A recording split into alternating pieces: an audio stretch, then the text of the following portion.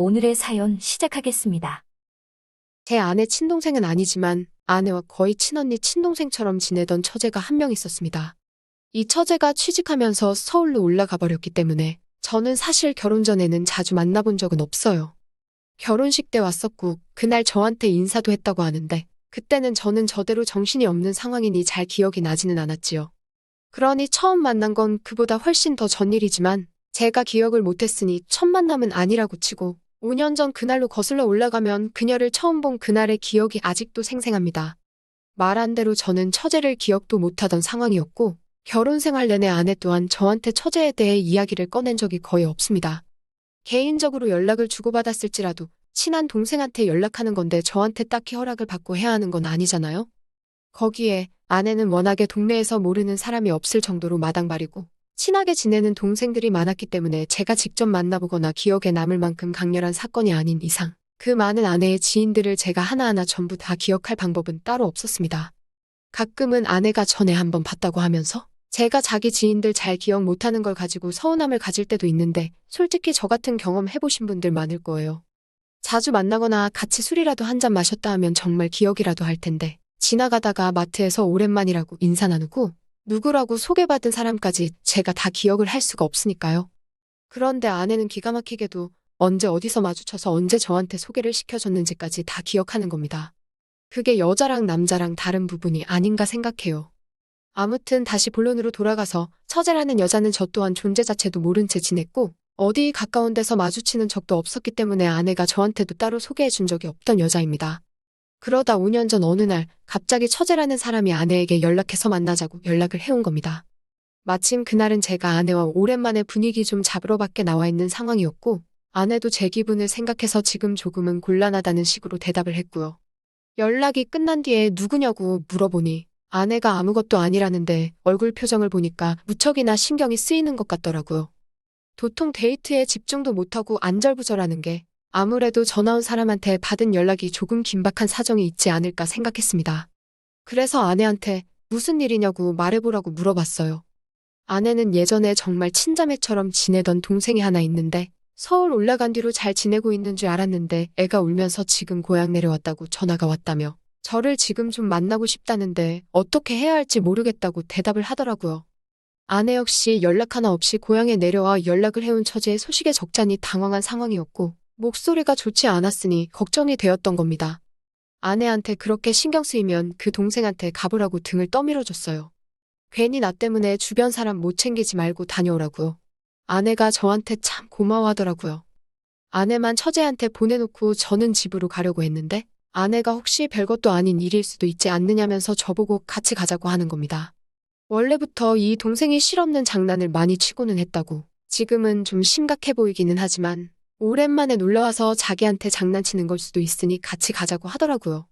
그래서 아내를 따라 처제가 기다린다는 술집으로 향했습니다. 아내를 보자마자 저 멀리서 달려와 아내 품에 안기던 처제. 아내는 저한테 처제 우리 결혼식 때도 왔었는데 기억이 나냐고 물어보더라고요. 저는 당연히 기억이 안 난다고 했지요. 처제는 무슨 힘든 일이 있었는지 아내를 보자마자부터 눈물을 터뜨리더군요. 울고 있는 처제를 달래주고 일단 뭐 좀 먹으면서 이야기하자고 가게 안으로 들어갔습니다. 안주거리 이것저것 시켜가지고 기다리고 있는데 처제도 울 만큼 울었는지 코만 킁킁거리면서 울음을 집어삼키고 있었어요. 저는 정말 어색하더라고요. 별로 일면식이 있던 사람도 아니고 따지고 보면 그날 처음 본 거나 마찬가지인 사람이었으니까요. 중간에 가버리고 싶은 마음이 굴뚝 같았는데 또 저렇게 슬퍼하고 있는데 내 알 바 아니라고 하고 집으로 돌아가 버리면 너무 인정머리 없는 사람이 되는 게 아닌가 싶기도 하고. 그리고 어차피 데이트하러 나온 상황이었는데 술자리로 바뀌게 되었으니 술이나 마시다 들어가면 되겠다 싶어서 꾹 참고 자리에 남았습니다. 아무튼 처제가 제정신을 차리는 것 같으니 아내도 옆에 붙어있는 제가 신경이 쓰였는지 그제서야 처제와 저에게 서로를 소개시켜 주더라고요. 처제는 이미 제가 아내와 결혼한 사이인 사실을 알고 있었고 저만 처제가 어떤 사람인지 소개를 받은 거나 마찬가지였습니다. 첫 만남부터 눈물만 찔찔 짜고 경우가 당황스러워서 못 봤는데 아내의 소개를 받으며 처제를 조금씩 살펴봤는데 정말 예쁘더라고요. 길다란 웨이브 머릿결에 키는 160보다 조금 더 큰 것 같아 보였습니다.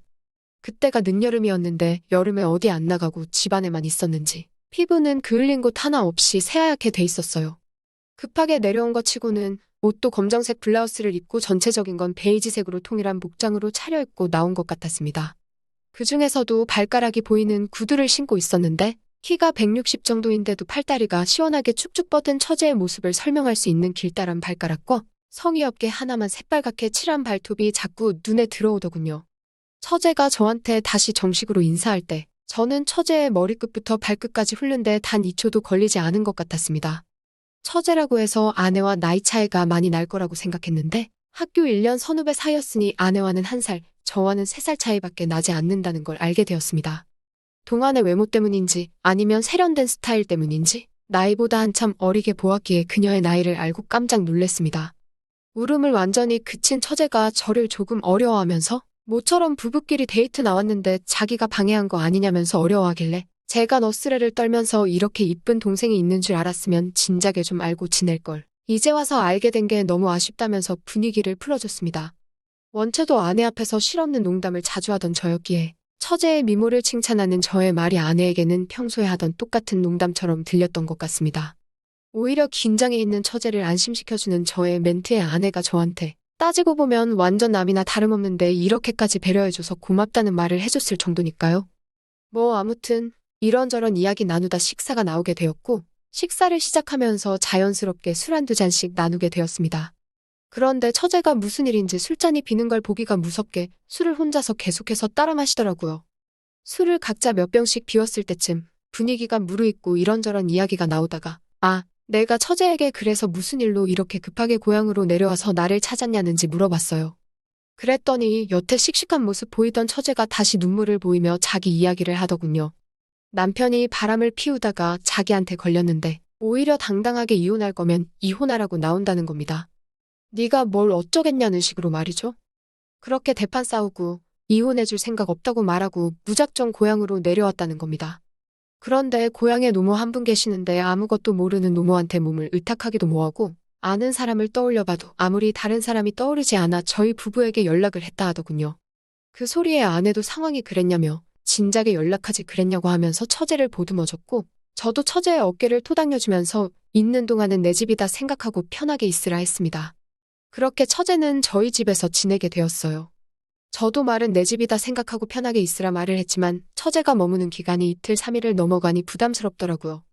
당장 방이 없어서 제 서재를 처제가 쓰게 되었는데 제가 여가 시간에 하는 컴퓨터며 읽는 책이며 다 그 방에 있으니 퇴근하고 집에 돌아오면 좀이 쑤셔서 죽겠는 겁니다.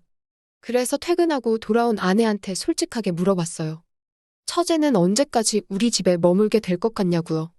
그런데 아내 입장에서도 우리한테 기대라고 먼저 말을 꺼냈는데 일주일도 안 됐는데 이제 나가라고 하는 것도 안 좋은 것 같고 처제가 남편하고 싸워서 급하게 집을 나오면서 가지고 있는 것도 없고 그런 것 같아. 어디 머물려면 돈도 없는 것 같은데 어디 내쫓을 수는 없지 않냐고 조금만 더 기다려달랍니다. 하루는 제가 낮에 커피를 하도 많이 마셔서 그런지 자려고 누웠는데 눈이 말똥말똥 하더라고요. 한참을 뒤척이다 안 되겠어서 밖에 나가서 담배라도 한 대 태우고 와야겠다는 생각에 방문을 나섰는데 하필 그 순간에 방문을 열고 나오는 처제를 마주친 겁니다. 물론 밤이라서 불은 다 꺼져 있었고 베란다 커튼을 통해서 희미하게 들어오는 달빛만이 전부긴 했는데 오히려 그동안에는 여자로 느껴본 적이 없었는데 그날 달빛에 비친 처제가 얼마나 아름답던지 그 순간만큼은 마음이 동하더군요. 처제도 당황했는지 목말라서 물 마시러 나왔다고 얼버무리길래 그러냐고 말하고 저도 더 있다간 정신이 어떻게 돼버릴 것만 같아서 후다닥 밖으로 도망 나오듯 뛰쳐나왔습니다. 동그랗게 뜬 보름달 바라보면서 담배에 불을 붙이고 깊은 숨을 내쉬고 있는데 인기척이 보여서 보니 아파트 현관에서부터 처제가 저를 향해 다가오고 있더라고요. 집에서 입고 있던 복장과는 다르게 늦여름 쌀쌀한 날씨를 의식한 건지 두툼한 후드 집업을 입고 다가오는데 바지는 잘 때 입는 짧은 반바지 그대로라 그건 그거대로 다른 매력이 느껴지더군요. 처제가 왜 안 자고 밖에 나왔냐길래 잠이 잘 안 와서 그런다고 그리고 처제한테는 왜 따라 나왔느냐고 물어봤더니 처제도 잠이 잘 안 온다고 하더군요. 우리 집에서 거의 일주일을 살았지만 처제는 아내와 시간을 거의 보내지 저랑은 사실 아직도 대면대면한 사이나 마찬가지인데 야밤에 둘이 밖에 나와서 달빛 아래 대화를 나누고 있으니 그건 그거대로 어색하더군요. 담배가 평소보다 훨씬 빨리 타들어간 것 같더라고요. 어색하니 애꿎은 담배만 죽어라고 피웠나 봅니다.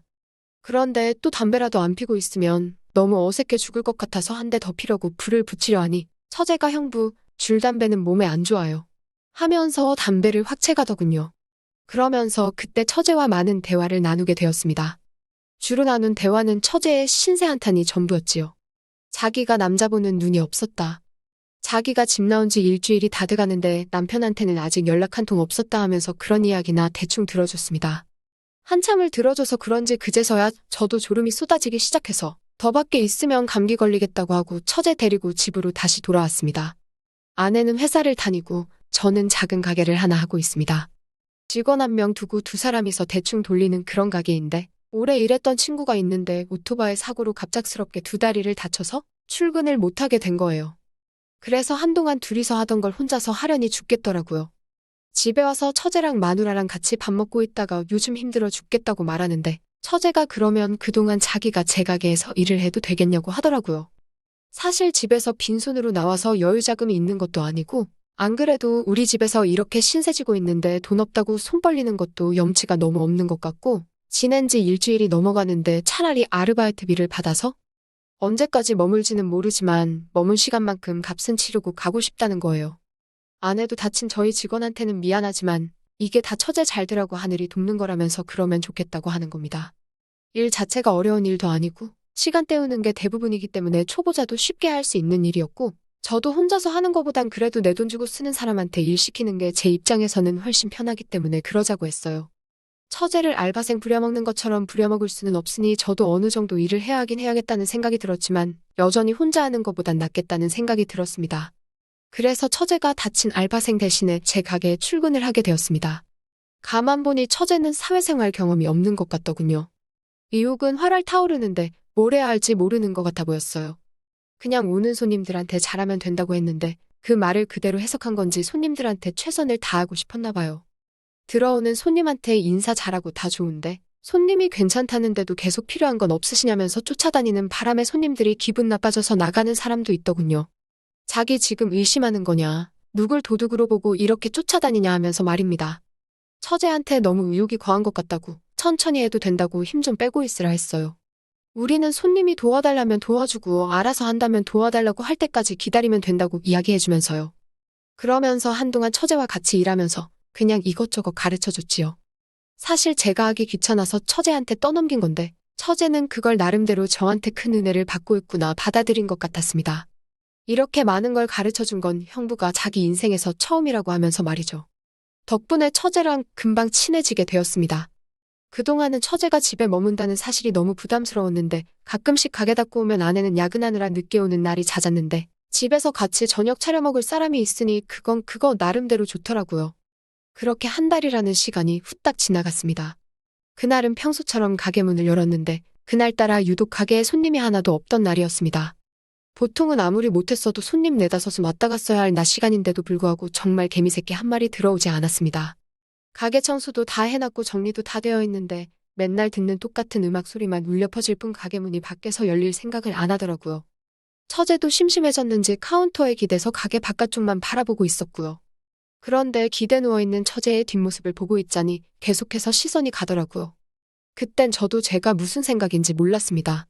그러다 처제가 제 시선을 느낀 건지 아니면 처제도 바깥만 보는 게 지루해진 건지 갑자기 제 쪽으로 몸을 돌리더라고요. 그러다 처제를 바라보고 있던 저와 눈이 딱 마주치고 만 것입니다. 분위기가 갑자기 어색해지더라고요. 그냥 쳐다만 봤을 뿐인데 제가 뭔가 괜히 잘못한 것 같았고요. 두 사람이 서로의 눈을 빤히 바라보고 있고 알 수 없는 묘한 기운이 감돌자 저도 모르게 고개를 휙 돌려버렸습니다. 얼마나 서로를 외면했을까? 처제가 제 쪽으로 다가오더군요. 처제가 갑자기 오랜만에 여유가 있어서 좋다며 제 옆자리로 털썩 주저앉는데 그때부터 저도 알 수 없는 기운이 용솟음치기 시작하더군요. 무슨 생각인지 모르겠는데 처제한테 장사도 안 되는데 같이 바다나 보러 가자고 했습니다. 처제도 그동안 제대로 쉬지도 못하고 마음고생 많이 했는데 바다를 보고 오면 마음도 뻥 뚫리지 않겠냐고 그랬죠. 처제도 제 말을 듣고는 그래도 되냐고 신이 나서 있더군요. 그렇게 무작정 가게 문 닫아버리고 바다로 달렸습니다. 가을이 다가오고 있는지라 바다에는 사람도 많이 없고 바람도 시원하게 부는 게 둘이서 한참을 걸었던 것 같습니다. 그리고 집으로 돌아왔어요. 아내는 그날도 야근이라서 평소 퇴근보다 늦게 들어왔는데도 집에 들어오지 않았더군요. 처제한테 간단하게 밥 차려준다고 거실에서 TV 보면서 좀 쉬고 있으라고 하고 냉장고에 있는 것들 꺼내서 솜씨 좀 발휘하고 있었습니다. 그런데 처제가 주방에 기웃거리면서 제 관심을 끌려고 하더라고요. 평소에는 같이 저녁 먹을 때 아내가 제 옆자리에 앉아있고 처제가 맞은편 자리에 앉아있는데 그날따라 처제가 제 옆자리에 앉는 겁니다. 식사를 하는데 갑자기 처제가 눈물을 보이기 시작했어요. 형부는 참 친절한 것 같다고 자기 남편도 제 밥만 닮았었으면 좋았겠다고 하면서 말이지요. 시간 잘 보내놓고 왜 저러나 싶은데 또 옆에서 밥 먹다 말고 울고 있는 처제를 보니 많이 난감하더군요. 처제를 달래주고 있는데 처제가 잠깐 울고 싶다면서 저한테 와락 안기는 겁니다. 그렇게 한참을 처제와 붙어 있다가 불가항력에 이끌려서 그날 아내를 배신해버리고 말았습니다. 그리고 그날부터 처제가 조금씩 달라지기 시작했어요. 처제는 아내가 집에 있을 때도 한눈을 팔고 있을 때면 다가와 제 마음을 확인하려 드는 것 같았습니다. 그날 일을 실수라고 말하기엔 처제가 제정신이 아닌 것 같아 어떤 상황이 벌어질지 몰라 처제가 원하는 대로 따라줄 수밖에 없었지요. 그렇게 처제와는 저희 집에서 한 달을 더 지냈습니다.